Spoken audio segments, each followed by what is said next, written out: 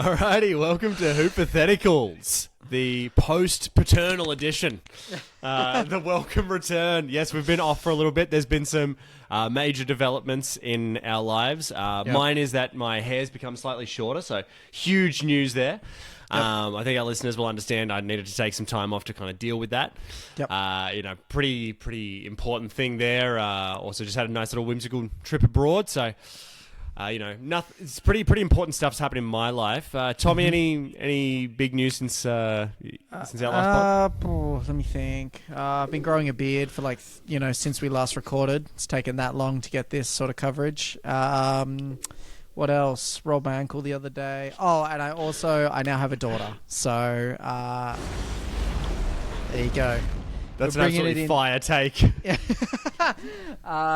So a mere, what did we say, 6 days after our last episode, because your boy had to get in a cheeky episode before she was born. 6 days after that, she was born. So that's where we're at, man. She's 3 months tomorrow. She's 3 months tomorrow, which is crazy. She's happy and she's healthy. It's all good times.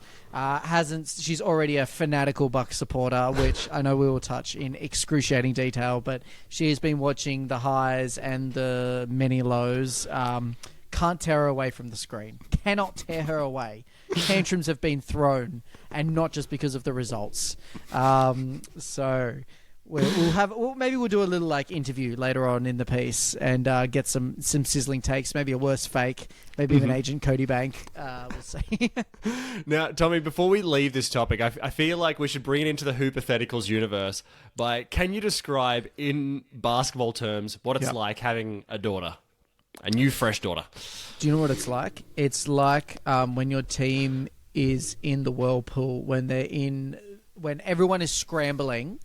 They keep passing the ball around the three-pointer line, and everyone is just scrambling, switching.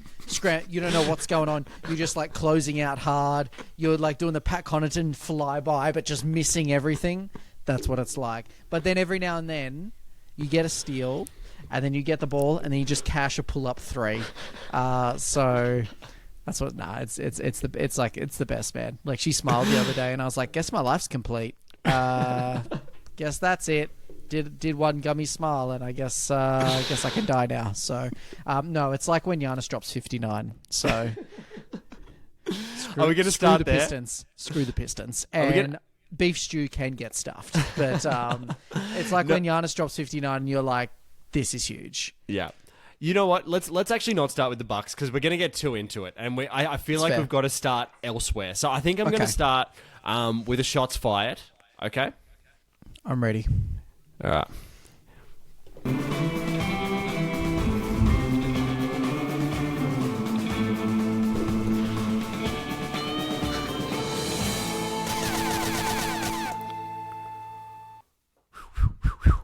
And we encourage people that are listening to this, you should definitely watch this. I would say this podcast has officially become a visual medium. If you are not watching it, jump over to our new YouTube channel, which we have launched now. So you can go check that out on Hoopatheticals on YouTube. You can watch this episode. And all of those segments, they are all going to have a visual element. How connected those visual elements are determined by my willingness to spend on stock footage and videos. So they are all very disparate. I'm going to give the heads up to our listeners. He has a high willingness. We are making absolute Agent Cody bank around here. And, he's on them high bucks. Top tax bracket is what I hear. So it's going to be clean. Yes. Well, yes. Speaking of things that are not clean, in this segment, Shots Fired, this is our opportunity to sort of shoot shots at different teams. All different players. And this time we are sort of doing a first team all something. Typically we do a first team, you've heard of first team all defense. This time we're doing a first team all don't trust the early success. Okay? Yep. So this is teams that have overperformed to start the season. Now, Tommy, did you have a starting guard for us at all? Oh, I've got a couple of... No, you go first. I want you to go first, yeah. All right, let me start. Our starting shooting guard is going to be Chicago. Yeah. Okay. Now, Chicago is 6th in the East at the moment. Yep. Why I don't think this is going to translate into later season success is because it's Chicago. This happens every single season. They start off... Hell, you know what? They've even got their run to go on. They've got a sort of 10-4 run to go on. Maybe even call it a 12-4 run.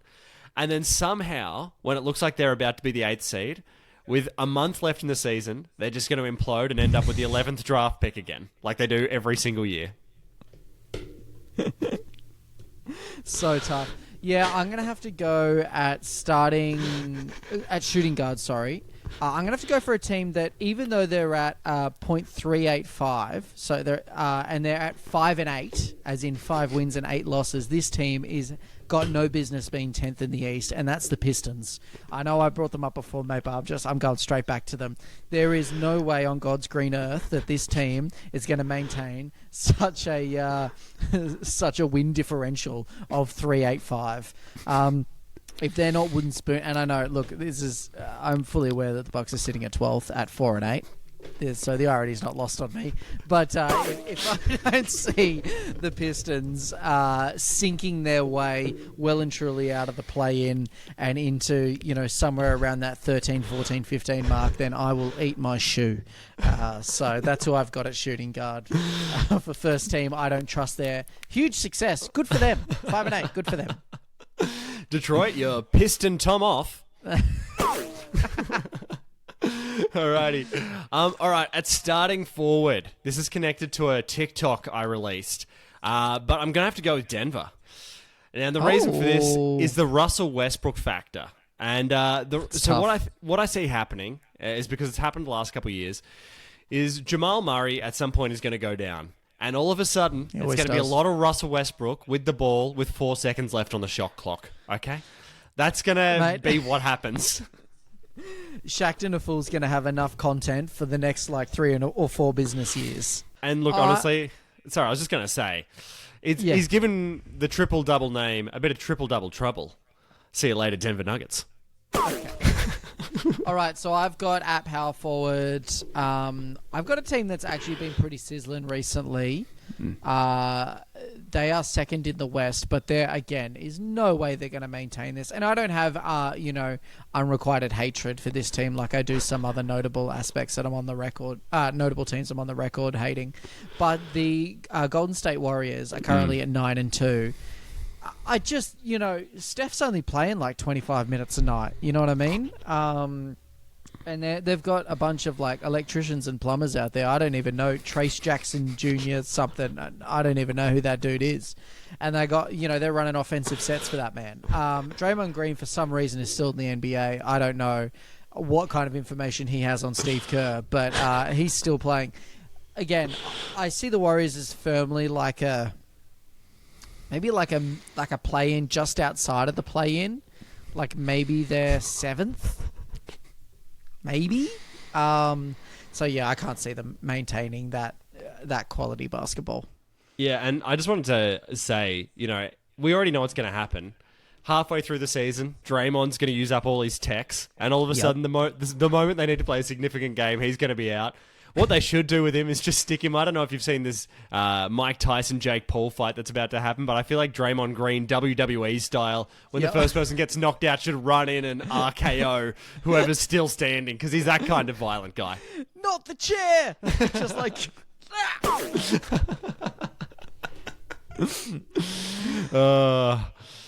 all right. I'm going to have to go here starting center. Tommy, you can give us our 6th man as well here. Okay. All right, starting center. I've chosen the Knicks. Oh. And I'll tell you why. It's the cat factor. Yeah. So I don't know if you've seen, he's currently the worst low post defender in the league amongst people that actually defend post-ups. Now, I don't know how Tom Thibodeau is not going to have an aneurysm in some playoff series when they are playing the Sixers and Embiid is literally stuffing Cat into the basket every play. It is going to be hard to watch. They're going to have Miles Turner is just going to drop 40 on him. And, I mean, it's crazy that he has the worst rating, net rating, whatever it is. Brook Lopez is probably in that conversation. And that man is 45 years old. And it's unbelievable, really. Cat. Yeah, no, it's the same. He always starts off the season good, and everyone goes, "Oh, hang on, it's okay for him to shoot threes," and he actually has a pretty good mid-range kind of pull-up J shot, and then clockwork every season it goes to crap. So yeah, that's fair, mate. The cat's out of the bag. The cat is out of the bag. Have I? So I've got sixth man. Mm-hmm. It had to be set. I had to pick currently first in the East, the Cleveland Cavaliers. I had to say honorable mention, sixth man. They're currently 13-0. Again, by some sort of miraculous turn of events, they're yet to lose.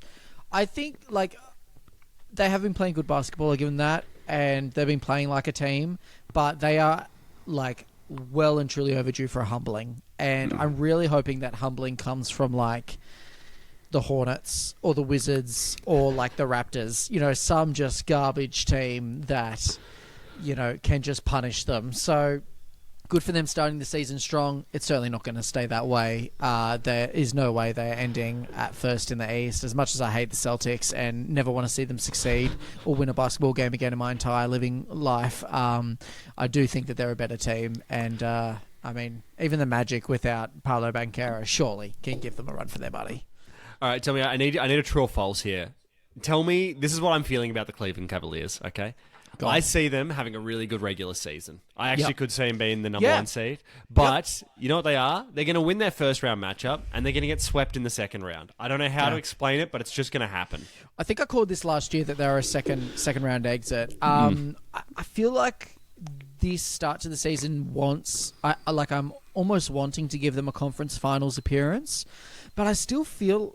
And I think they might get there, but yeah, the second round, especially if it's against the Celtics, I can't see them making out of that alive, or at least without an injury, a significant injury. I feel like someone's rolling an ankle.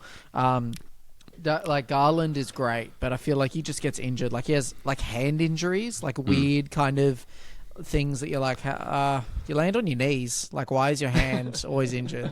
You should be a physio for a team. Mate, how is your hand still injured, mate?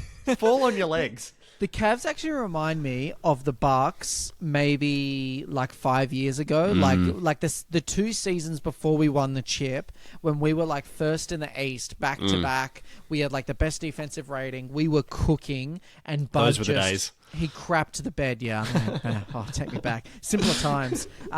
But, Bud would just crap the bed and just, his system just could not handle a postseason interaction. And the Heat would just bully us into submission. So that's what I can foresee for the Cavs.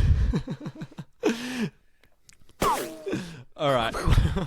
Well, that's been shots fired, mate. Now, before we actually get to the Bucks, I actually think we should go to worst fake, because I don't think you've seen this intro yet. We didn't get to it last episode, so I think it's only fitting that we give it a run, and then we'll get into Bucks chat. All right. Here we go. Oh! Alrighty, this is Dude, worst that was fake. Legit. That was proper. Not worst fake when it comes to the budget for that one. That's right, tanked all our animation budget into the title sequence for worst fake, for what is a largely audio podcast. So, worst fake is the segment where you and I pretend to be like the people on First Take, where we have extremely strong views. Except the only twist is, you and I don't know what those views are going to be. Yep. So we're about to reveal them to each other, and then we have to act like a First Take talking head and defend that talking point. Tommy, I think I'll go first, because I know that you've got, it seems like a Bucks-related one, and that'll lead us into Bucks chat, I feel like, nicely.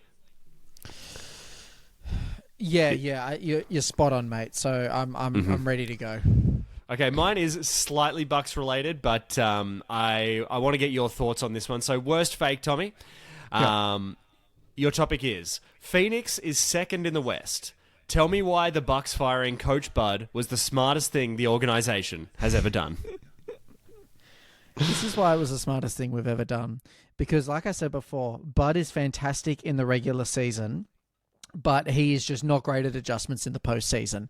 And there's nothing better. This was actually a long plan of ours, because what we're going to do is we send them to the Suns. What are the Suns built for? People are like, they're built for the postseason. They got KD, they got Book, they got Beal. They've had that sort of regular season success in the past. They need to go to that next level. They've had a couple of, obviously, the finals appearance. They've had a couple of second round exits. Rah, rah, rah, rah. We have sent Bud over there on a sabotage mission. And what he's going to do, they've had a great start to the season. KD's looking good. Booker's been cooking. Grayson Allen, also part of the sabotage mission we've sent over from the Bucks. He's going to be lights out all season. It's going to come to the postseason. KD's foot size is going to get another size bigger, so he's just not going to hit that 3. Booker's going to roll an ankle. Bradley Beal is just going to be 40 years old and not be able to play. And Grayson Allen is going to punch someone in the mouth and not be able to play anymore. This is exactly how we drew it up. It is the best thing to happen to the Bucks. It's the best thing to happen to the Suns. You know, there's no love lost between us and the Suns, mate. I mean, I know we beat them in the finals, but I'm still kind of a little bit G'd up about it. So, yeah, I can see it, mate. It writes itself, that one. Mm-hmm. I love that Grayson Allen got a little blow-by there from his just physical assault of other people on the basketball court. He's catching strays, mate. That man will also always be catching strays. Not unlike his opponents.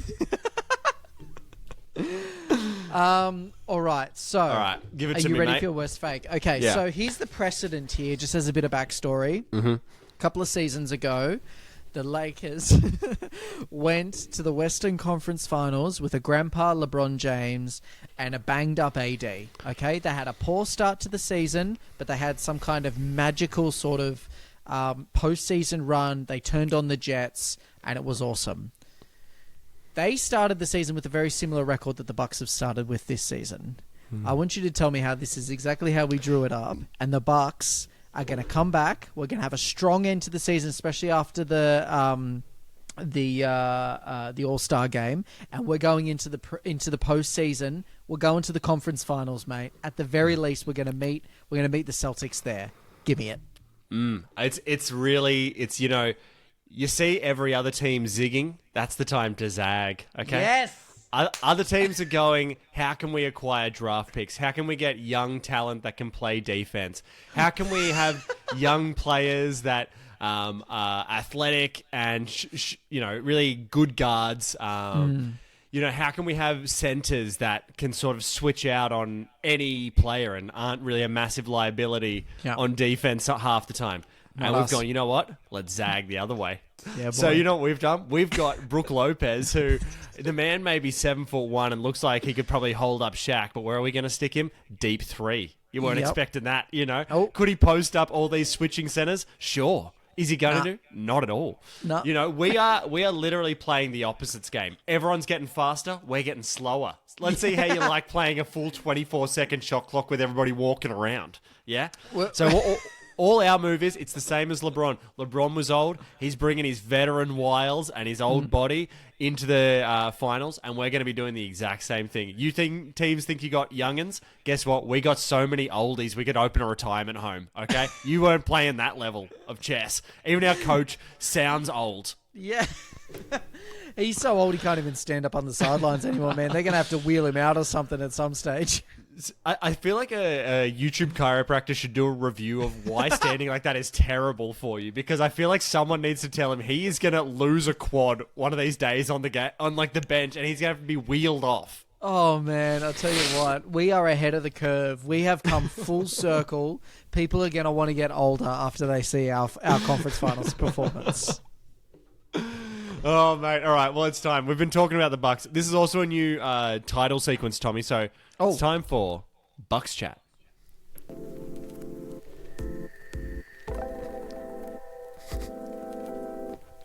Wow. That's clean.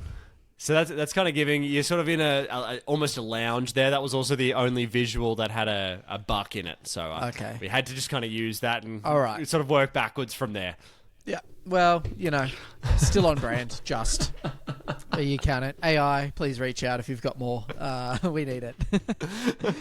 All right, so we're going to talk about the Bucks. So today, let's start with today's game, mate. This is the game for the future us listening, and for those that didn't watch today, Giannis just dropped 59 in what was an exciting overtime game. Overtime spurned on by a Detroit player absolutely bricking 2 free throws that could have ended the game. And he bricks the first one short. So what's he do with the second one? You think, maybe he's going to go too long? Nope, just exact same shot again. Never seen it happen. So tough. And he looked like... They never looked like they were going in. As soon as it left his hand, I was like, that's a clank. That's an eel. That is who is this guy and why is he playing in the NBA? But I'm not mad about it. So, Tommy, all right, let's just sort of assess the situation of where we actually are in the NBA. So, at this current moment, the Bucks are 4 wins and 8 losses. People were saying they had titles hopes. So, obviously, a horrible start. I guess let's start with today's game. Anything that you wanted to pick up before we get into sort of what's been more broadly going on with the Bucks? I mean, we were 2-6, and now we're 4-8. So, I mean, this if I'm not on the eternal hopium and copium, then I don't know who I am. But look, there's a lot to cover, mate. It's been a tough NBA start. A tough season. It really has. We've had a couple of close losses. The Cavs games are actually really good. I actually enjoyed that. We played half decent against the C's. But I tell you what, losing to the Bulls and the Nets stung. That really stung. We've had a few other losses. I can't remember. What was it against the Grizzlies and stuff? Who were playing? It's better if you black out those memories, I think. Yeah, but look, you go first. Tell me what's been going wrong, mate. What's been happening? All right, so I've actually I've sort of written down a couple of lists of things that I've just wanted to kind of highlight. First one is Bobby Portis. Jeez. It's been a tough season. So tough that it's actually inspired me to write a poem. A very short poem about Bobby Portis. It changes tone very quickly. Okay. But hopefully you'll enjoy it. So Bobby Portis has not had the great season on offense, and he's been literally a traffic cone on defense. There's all these stats coming up saying that he's like a net negative 20 when he's on the court defensively. It's really bad. So here's my poem. Okay, Bobby, why you move so slow on defense? Bobby Tortoise.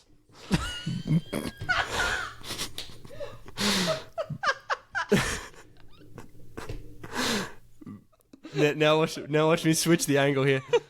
Bobby, please be on the show. Bobby, support us. Bobby, be back to giving us 12 and 12. Bobby, don't short us. And Bobby, if you hate this, please don't take us to Bobby Cortis. Bobby Tortis is too real. You got to laugh or you cry. I mean, that man is a black hole on defense. I mean, offense. Mate, the amount of times I've seen someone blow by him and he just stands there and looks confused. I'm like, mate, you think you're confused. What about me? I'm just like... And I don't know why. He's long. He's tall. I mean, he could at the very least just try and get in the way. But, oh, wow. He's just stunk it up. I think the only person who's been worse on defense than Bobby Portis, quite frankly, is Pat Connaughton. I honestly, mate, I don't know who Pat can actually guard. Seriously, like, who do you put him on? Because if you put him on a guard, he always flies by on the threes. Like, that pump fake, he's gone. And if you put him on anyone bigger than 6'2", like anyone who's bigger than Curry, essentially, they just weight room him and they beg him, they come for the switch. They call him up. So, I don't know why Pat... I actually have a conspiracy theory. Sorry, I don't want to get too deep into this. No, let's get into conspiracy... Wait, hold on, Tommy. Let's go to our conspiracy segment. This is a segment within a segment. Welcome to Redacted. Yeah. Okay.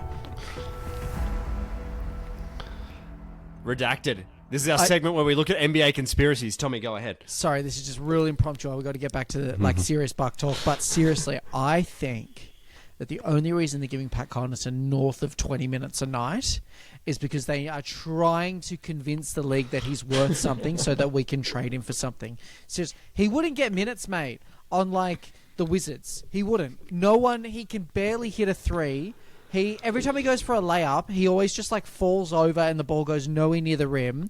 And I seriously think they're like, we're putting him out there just to show that he's a rotational player. And because if we just bench him, no one will even consider him. But if we play him, we can be like, yeah, no, he's good for a three and he's a body and rah, rah, rah. So that's my conspiracy theory, man. John Horst, I think, has actually got, like, he's told Doc, you have to play him no matter his shocking, like, point plus minus and differential. Want him Pat Connaughton. Seriously. Mate, get rid of him. Sorry, return. Go back to regular Bucks talk. Yeah, okay. Well, that was regular Bucks talk. I think, honestly, just my hot take on Pat Connaughton is I think the reason he's getting minutes is sometimes our offense is literally so dead that he's just at least a guy who runs around and passes the rock. Because sometimes we don't have players that do that. I felt like we actually played, sorry, real quick. I actually felt like our defense wasn't as bad today. Like, at least when we play young guys, they are more switchable and can actually, like, slide their feet. But, yeah, I don't know. Our offense is just a shocker when there's no Dame for assists at the very least. But as you were. All right, another person I wanted to sort of highlight that I think has been putting in the work in making the team bad is... And I've got a bit of a metaphor for this guy. It's Gary Trent Jr. Oh, my goodness. And I would say that not unlike someone who's blocked their mate's toilet at a house party, it's time for him to put that floater in the bin. He's a bit like our Rudy Gobert in the sense that if the offense is ending with him with the rock, it's a miss. I'm always surprised when it goes in and he shoots. I'm always pleasantly surprised. And I tell you what, I came into this season thinking that's not a bad pickup. I felt like he was a bit of a hooper on the Raptors, but that man just... He cannot buy a bucket. He cannot bribe a bucket. And for whatever reason, he's also getting beat on defense. So it's tough when he gets benched and everyone's like, oh, he's injured. He's not injured. He's not injured. He just sucks. He just sucks. And also, I mean, every time he drives in for a little floater, it's always short. Dude, just go off the backboard or something. You got to try and go long. Why is it short every time? I don't know. It's also always straight on. Like, he's always straight down the middle. I'm like, this is probably the easiest floater. It's the easiest look you're going to have all night. How are you missing those? This is simple pick and roll stuff.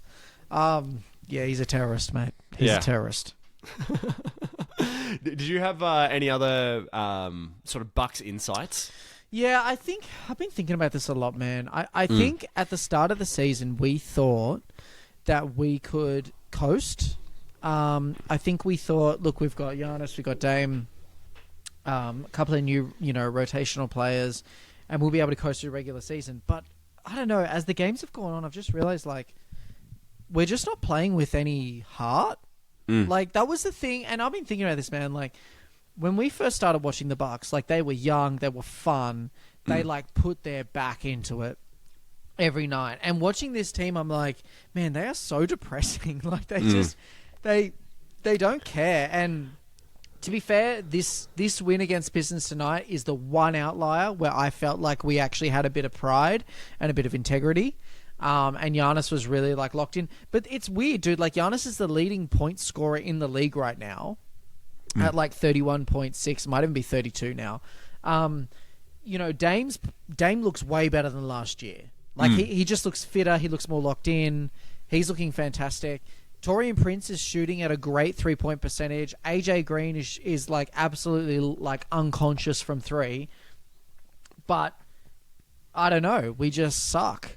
And I don't know why they can't work it out. I don't know if you've looked into this as well, dude, but we have just like no options. Like, we can't bundle people for a trade. We've got like no picks for like the next 6 years. Like, this is, unless some team like bails us out with a really bad trade on their behalf, we're kind of stuck with this lineup. Yeah, so I think it's a heart thing. Sorry. No, well, I wanted to say, actually for me, kind of the word, like, that heart thing kind of feels right. But you know what else it feels like is, if I was to summarize this season in one word, it's disorganized. Yeah. everything just looks all over the shop. Like, it looks like there's so many times where people clearly don't know what's going on. Yeah. They run one pick and roll, and all of a sudden someone on their team is cutting backdoor for an open dunk, and it just happens all the time. You know, like when we won the chip and Bobby Portis said, like, we were all heroes in our role or something like that. He said, like, we were all, like, MVPs in our role.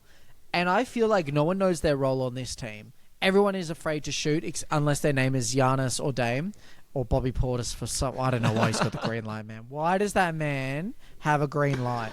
And it's like we don't... I sometimes think we don't actually have any play. I don't know if Doc...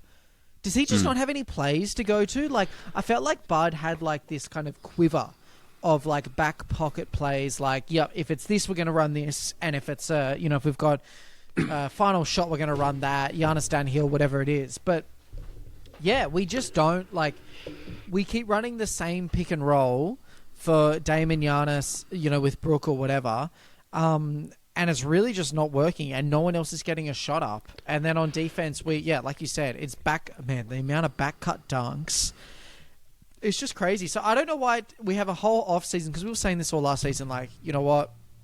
Doc's going to have the whole off-season, write some stuff up, have some dinners, everyone's going to know each other a bit better, and then come back. But it's like they did nothing in the off-season. Like, no one did any work. And now we're just kind of, like, fumbling around. Like, we can't get a new coach. Like, we're stuck with Doc. And sorry, this is my other thing. I actually think that hating on Doc is low-hanging fruit. I'm not absolving him by any means. He actually, I think, sucks really significantly. He is awful, but I'm not like putting this at his feet. Like, we were playing this bad well and truly before he came, and he's done nothing to make it better. But it's not his fault that, like, the median age is 40 on this team. No, it's probably more like 33. But like, well, Tommy, I think you've actually unlocked. I'm going to go the other way with Doc, and I'm actually going to dig in a little bit here, and I'm actually going to go into another redacted NBA conspiracy. Come on now. Yeah. No, all right. Fire up, mate. I was too easy on him. Yeah. Okay, let me break this down. This doesn't even just extend to Doc. This goes to his whole coaching staff. Are you ready for this goodness. one? Get I'm the so tinfoil hat out, mate. I'm so ready, boy. All right, here's what it is. Okay. So I don't know if you've seen, assistant coach is Dave Yeager. Okay. This guy is a guy who has basketball plays, but I agree with you. I've been watching the Bucks. It doesn't seem like we've got any plays. No. There's so much standing around, and I can understand why people are standing around, because Giannis drives in wildly and blind passes the ball. So someone has to be there, or else it's just going out of bounds. Yep. So I can understand why people are hesitant to cut. The system is just not well set up. But you've got Dave Yeager, who has done a bit of coaching, and he does have plays. But why are the Bucks not running plays? What's going on? Well, I actually think this is going to be a broad conspiracy. Are you ready for this one? All right. I'm ready. So I don't think Doc Rivers has ever really been a good coach. I think he was lucky to get good people at a good time in his career. So I think in the Celtics, he was lucky to get KG, who had just been traded and really wanted a championship. And KG, as an aggressive superstar, was willing to sacrifice for the rest of the team. He was willing to give Rondo the ball, willing to give Ray Allen the shots, Paul Pierce the shots. And he's like, you know what, I'm just going to star in my role as someone who, is no longer an MVP quality player like I am, but I'm not going to take that role. I mean, he had 4 or 5 Hall of Famers on that team. So it was stacked. But go on. And so there he gets the idea, because KG is such a sort of like intense superstar. He gets the idea that he can control good superstars. And maybe that was kind of true. I'm sure as a point guard, he's had to talk to other players, and he's probably worked with people like that before. What I think has happened since then is that he's come into contact with a lot of players that don't want to sacrifice, okay? And he actually doesn't really have the skills to manage that. So I think he actually got really lucky with the Celtics. And I think what's happening is with Damian Giannis, I think there's a bit of confusion as to what sacrifice means for both of them. Yeah. For both of them. I think they're both a bit like... I'll get to them in a second, but I can actually see this being a 4D chess level play, and I can see Dave Yeager sitting silently on the sidelines being like, I don't think Doc's going to have this job forever, and when they're hiring an assistant coach, I would just step in and fix this. That's my NBA conspiracy. Tinfoil hat on or off, mate? Probably on, actually. Yeah, he's probably playing the long game. I can't see any reason why. And I think, like, Doc, he's also been kind of gifted with really good stars every place he's gone to. And I think he sees it, because I heard him say, like, maybe it was last season, he was like, I just want everyone to kind of play with a bit more flow. Like, I'm not going to draw things up. You guys are adults. We're going to play your game. And I think that he has been banking on, like, your Paul Georges, your James Hardens, Embiids, Tyrese Maxey's to just go out and get a bucket. But he actually needs to coach. And he's not just like a personality, like, manager, you know what I mean? Like, it doesn't make sense. I think the other thing is, it's not just Dame and Giannis who are confused about what it means to sacrifice. I think Bobby Portis, I think he's the problem, man. I think he used to be like a good locker room presence. I reckon he's a bit of a cancer now. And the reason I say this is because he's got one more year left on his deal, I think. He signed for super cheap, if you remember correctly. It was right after we won the chip. He was, obviously, this is probably prime Bobby. Like, he's hustling. He's getting, like, hype plays. He was shooting, like, 40-something% from three. Like, he was a bucket. I mean, you can't buy a three now. But he wanted to stay in Milwaukee. So he signed for cheap, and, you know, it was, you know, man for the culture. Now I think he's like, I want my bag. I want my money. And I think he just stat pads. He tries to get as many boards as he can by just, like, pushing people out. I've literally seen him, like, pull a board out of, like, Pat Connaughton's, like, hands just to get... Seriously, mate. And I reckon he's like, nah, I'm gonna prove that I'm a double-double average kind of player and get my bag. But I think it's gonna blow up in his face. I think he's gonna get traded, man. And he's not gonna get traded to a good team. He's gonna get traded to the flippin' Hornets or the Wizards. Someone that needs, like, a backup big. And he's just going to be in, like, some sort of purgatory, like NBA purgatory. You know what I mean? Yeah, he's it's tough. It's tough, man. I feel like let's actually go to this, Tommy. Break down what you think is happening with Dame and Giannis. So they're not clicking in the way that you would really hope, you know. Yeah. And I think that, you know, I was talking to Ryan about it, and he's like, "What's going on with them?" So do you have a bit of a diagnosis as to what's happening with Dame and Giannis? Yeah, I think the issue is this sounds really simple. They're both ball-dominant players. And you can't just run Dame's turn, Giannis's turn. Giannis doesn't want to set actual screens. I don't know if you've noticed. He only sets and slips. He doesn't actually set the screen. And he's always expecting the pass. As for Dame... He's been great. He's a little one-dimensional. He does the pick and roll with Brook, which is good, but he never passes to Brook. It's always just him taking the shot. I think with, like, Dame and Giannis, they don't know who's the actual leader, and they can't both lead. I think Dame's tried to say, like, this is your team, but Giannis has gone, like, no, I need you to, like, take that last shot sort of thing, Dame time. But they're just confused, and... I think they're both a little bit bitter and resentful to the rest of the team as well, because they're both actually playing pretty good individually. Giannis is as good as he's ever been. Dame still feels super athletic and still, like, passes and can hit a deep three. So I think they're both like, look, we're holding up our end of the bargain. What's the rest of the team doing? And again, just this is a very small tinfoil hat, very small redacted. I think Giannis is going out there and he's almost on like I'm proving the point that I'm the best player in the world. I'm going to average 30, 12, and 5 this season. And I'm going to prove I'm the best player on this team and no one else contributes. Because if you look, no one else is scoring. And I think he's just going out there and being like, I'm proving to the front office that I'm the best player and you can't lay this at my feet, that we're 13th in the East or whatever it is. And they can't really blame Dame either because he's playing pretty good as well. So, also, what's Darvin Ham doing? I don't know. What's he do? Sorry to end on that. But what do you think is the Dame and Giannis issue? I mean, I think you're pretty right there. I feel like it's got something to do with...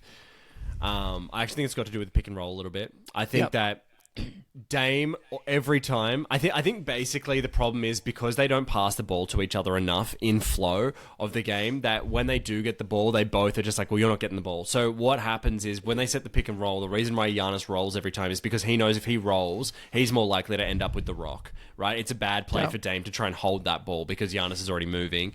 And I think with Dame, he would be frustrated that Giannis isn't setting real screens to give him openings for threes. Yep. You know, because he's just like, now he's just left with his defender on him and Giannis is rolling towards the rim. And Giannis is also, I would say Giannis only has to really, I would only want Giannis on the low post in general, probably only about 6 times a game. I don't love him on the low post. High post, he's all right because he sometimes rolls in, but on the low post, it's always messy. And if a guard's defending him, the book is out on just sell the charge and just, he's either going to score on you or you're going to take a charge. So it becomes, and I think both of them frustrate each other because Giannis has those plays where he doesn't score and he ends up with a charge, and Dame sometimes has games where he goes 1 of 7 from 3. I bet that frustrates Giannis because Giannis is like, I'm shooting at 67%, dude. Pass me the rock. I will put it in the hole. You know, so I can see why both of them's play style actually would frustrate the other person. How do you actually? So I got 2 questions for you. My first question is, how do you actually see this season playing out? Second question is, are you a Bucks fan or are you a Giannis fan?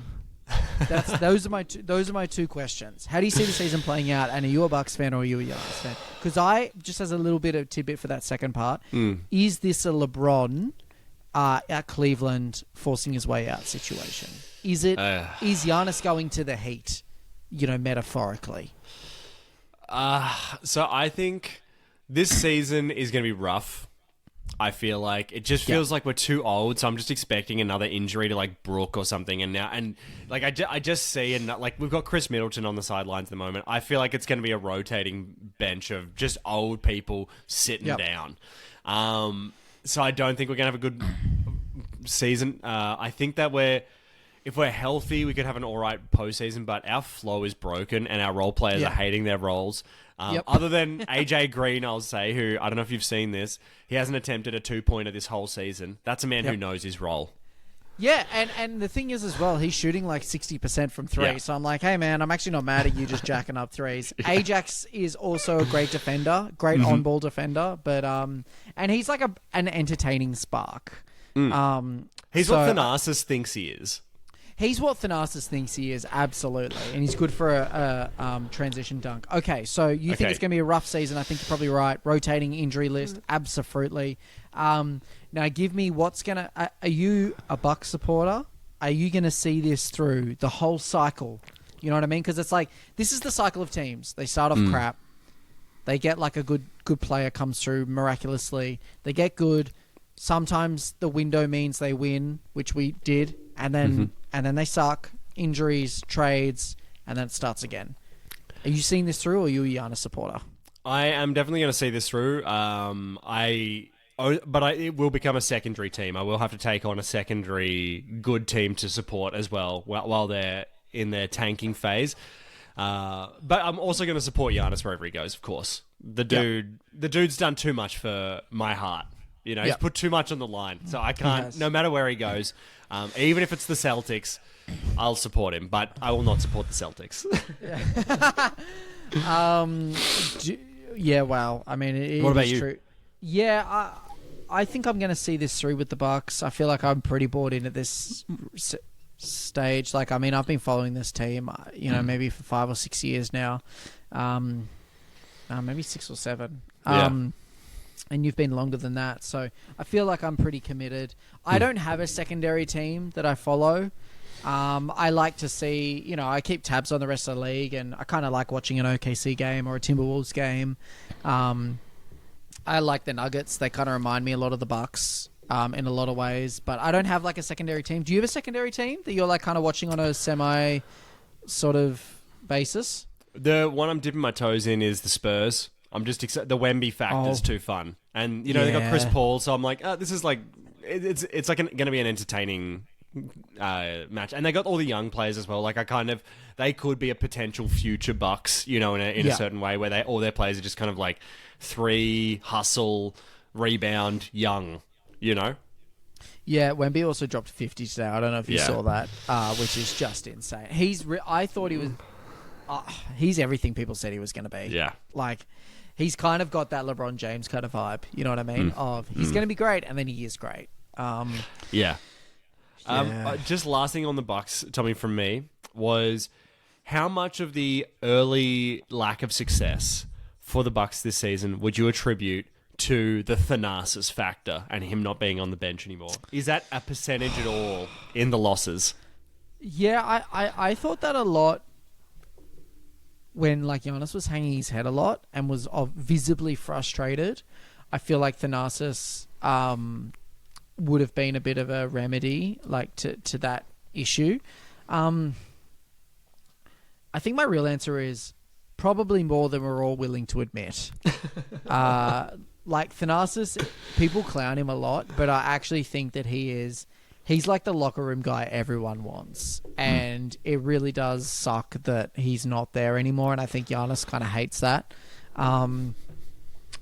Having said that, am I going to lay any of it at, like, let's be real. Even if he was there, mate, Brook Lopez is not going to be better on the switch. Even if he's there, Gary Trent Jr. is not hitting any of those threes. Even if he's there, Giannis isn't setting screen. He might set an extra screen, but even if he's there, Doc isn't drawing up plays.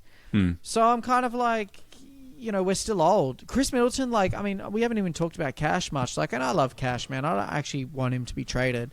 But we're paying that man millions of dollars to be injured for I don't even know how long. I also, like, he had surgery in the off season. He was healthy at the end of that postseason, had surgery, still no timeline for him to... Like, I don't understand it. Like, I don't understand how you can have 3 months off, have surgery, and still, like, did he have full ankle reconstruction? Like, what happened? Like, I don't understand these things, but, like, when's the dude coming back? And again, not that I'm putting all my hopes on him, but he's like a 15-5-5 guy. You know what I mean? Like, it's not nothing. And you know what else he is? He's actually really the point guard of this team. He knows how to use Giannis and Dame, and it's really obvious when he's not on the court. Like, when he's on the court, I expect us to win a lot more games because he just knows how to control the tempo. He understands, like, he's the perfect amount of selfish when he needs to be and a playmaker when he doesn't need to be. You know, like, he's got all of those. He knows how to run a pick and roll with Giannis. Without him, we're really stuck, which is a shame because he's also old and he can't really play defense that much anymore. So he's like weirdly crucial to this team. I agree. I think he's only got 1 or 2 more years left on his deal as well. I really hope that we keep him in Milwaukee. I know this might be a bit of a sizzler, but I hope that we keep him in Milwaukee but sign him to like a vet minimum. That's what I hope, because I think that let's be honest, we're getting nothing back from K-Mid. Like, if we trade him, we're getting absolutely nothing. But if we keep him, he knows how to use Giannis. He's great locker room presence. I actually think he knows how to use Dame better. So, yeah, I think he's more value to us, even though he's not worse than Bobby. It's not possible on defense. He's not worse than Bobby, because at least he's long. But goodness, he's not far behind him. I tell you what. Yeah, that's tough, man. I don't know. I can see us. Look, technically, we're still on track for a 74-8 season. How possible that is remains to be seen.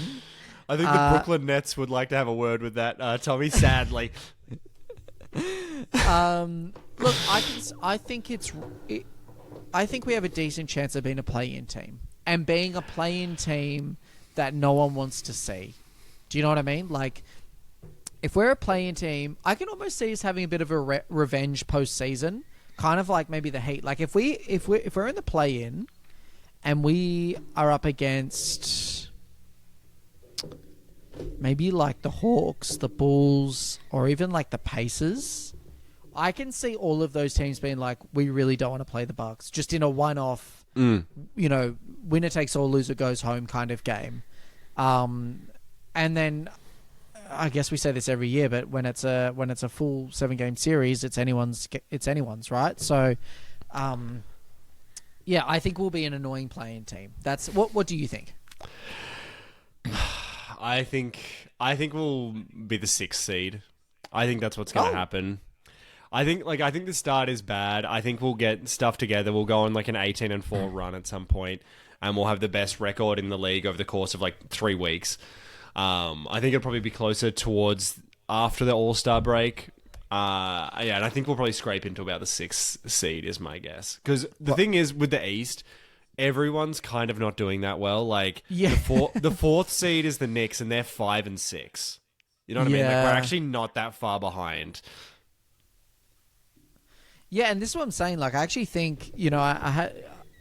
with our worst fake that I gave you, like, I know it was a joke, but I actually think, like, look, the West is obviously way more stacked than the East. There's a really good chance that we, get the 6th seed.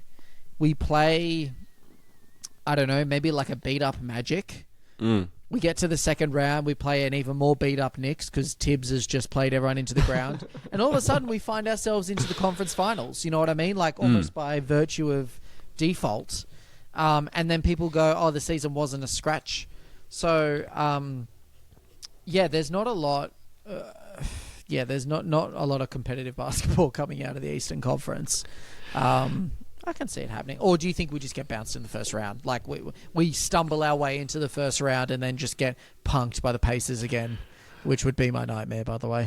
I think we'll be fine. I think we have a good chance in the postseason. We just didn't have Giannis. Honestly, Giannis is one of the youngest players on our roster, so at this point, I hope he'll be healthy for it. I think that was the biggest problem. If we had had Giannis, I actually think we would have won. Because K-Mid, I don't know if you remember, dropped 41 in one of those games, and if Chris Middleton's dropping 40, we're winning games. So, absolutely, and we were running plays for Bobby Portis, like we've been saying.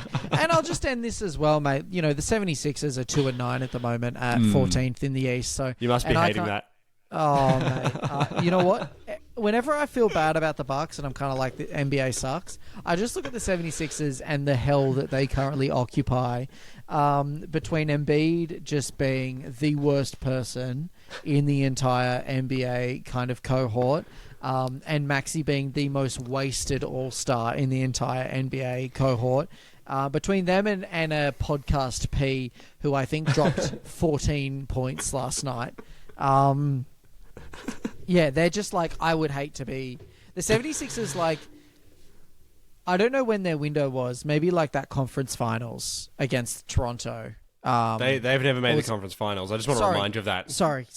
I just said that just to... Embiid has never been to the conference finals. Sorry. Their second round is what I mean. Their second round against Toronto, that was probably their window. And they missed it. That's funny. They never made it out of the second round. Jeez, that's tough. You hate to see it. You don't. So I love that you couldn't have smiled more when you said you hate to see it just then. Oh, you hate to see it. You really do.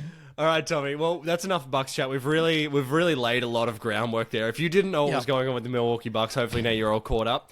It's time for us to jump into, of course, our final segment. Agent Cody Bank.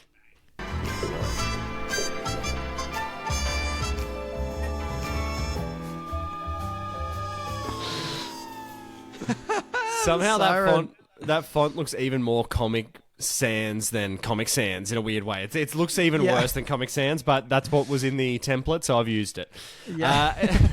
Agent Cody Bank is the segment where we give each other 45 seconds to represent an obscure NBA player or coach.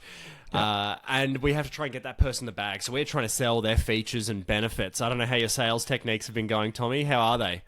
Yeah, I'm feeling pretty good about this one, actually, mate. I'm ready to go. I'm locked in. Okay, great. And I should mention, we don't know who we're going to be representing. Not unlike Worst Fake, we're going to be given it by the other person, and then we have 45 seconds to sell that person. Do you want to go first? Do you want to give me the person first? Yeah, I want to give you the person first. I've got two here because I've picked a countryman of ours from Australia. A little bit of a deep cut, but I'm happy for you to just kind of sideline and we'll go to someone else who you definitely will know.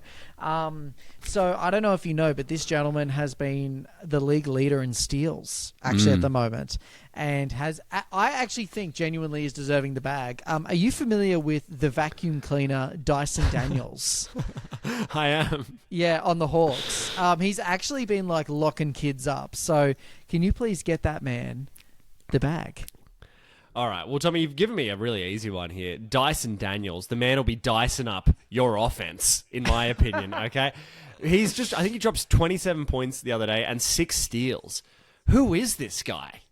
Don't leave him near Bobby Portis's house. I mean, he's already that much of a thief. He's going to steal more of the stuff. Dyson Daniels, first of all, Aussie. So you know what that means. He's got to have a bit of a weird jump shot, and he's going to be giving you hustle. Big love to Delhi. Yep. Yeah, he's going to be passing the rock. And honestly, when you've got Trae Young on your team, you need someone like this who can actually defend. Because otherwise, you've got the Bobby Portis of guards, Trae Young, up front there, trying to guard Jalen Brunson and getting stuffed into the basket. So, Dyson Daniels, I'm liking your Dyson. Give it to me. I love that Bobby Portis is now the archetype of someone who just cannot defend. And you've got the Bobby Portis of guards, which is Trae Young. Yeah, I mean, he's single. I don't know if you know this, but the Hawks are 7th, which, you know, if a little callback to shots fired, first team, who I'm not going to, you know, keep up this kind of performance. He is the single only reason why they are 5 and 7 at the moment. So, yeah, big love to Dyson. You know what? I would call Bobby Portis the yin-yang to Rudy Gobert. Yeah. Like, they're unplayable on one side of the court, and on the other side of the court, you still go, it was okay. Yeah, you go on the other side of the court. I have to, because I don't really have enough of a reason to not. And that's really just it. Like, I'll swallow this pill. If you can make a call around the league to replace, then I'll take that too. Okay. Actually, Tommy, let's actually do a quick debrief to see where you are at with these two things. This is an accidental heat check, instant heat check. Yeah. What are you more afraid of? Okay, a Rudy Gobert post up, or Bobby Portis guarding a guard? Which one of you is a more scary side as a fan of either of those players? Man, as soon as you said Bobby Portis guarding a guard, do you know what I immediately thought of? I immediately thought of us playing the Mavericks and Luka calling over for the switch and getting Bobby Portis on an island out the 3-point line and just step back threeing over him to like ice the game. And that just puts a chill in my blood. There's nothing more ugly than the Rudy Gobert hunchback, post up. With, you know, he's got the backpack, sort of the Draymond kind of vibe going on. But Bobby on an island somehow is worse than Brooke on an island. That man, if I was him, I think he's got a better chance of stepping back and just daring them to shoot from like kind of like a deep, almost like a logo 3. That I actually think that's his best. Because if he presses too much, they blow by him and then they have any shot. So you might as well just step back and go, I'll just stand here with my arms up and hope that it distracts you. That's what I'm more afraid of. You're giving me nightmares, Jeremy. Yeah, I actually think he should go for some unconventional defense and like scream at them or like take his shoe off or like just something that's going to make them feel like uneasy with his presence because the defense isn't working. Yeah, just start crying because I'm crying. And we're all crying. It's probably your best bet, mate. All right, Tommy, I'm going to give you to be the agent Cody Bank of another player. This player, we've already mentioned in this, he's also a Buck, and he's also known for his thieving, but not on defense, of the Milwaukee Bucks salary cap. It is, of course, Gary Trent Jr.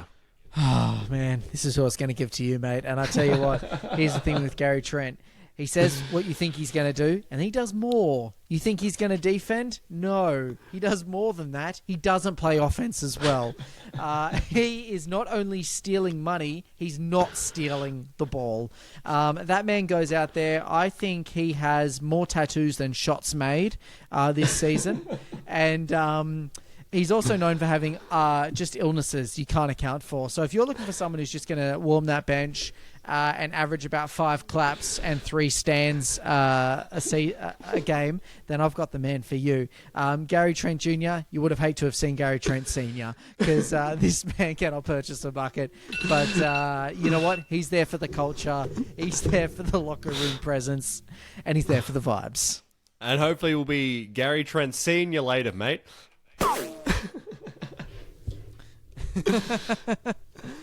Oh dear, such high hopes. I don't know how that man's getting a bag.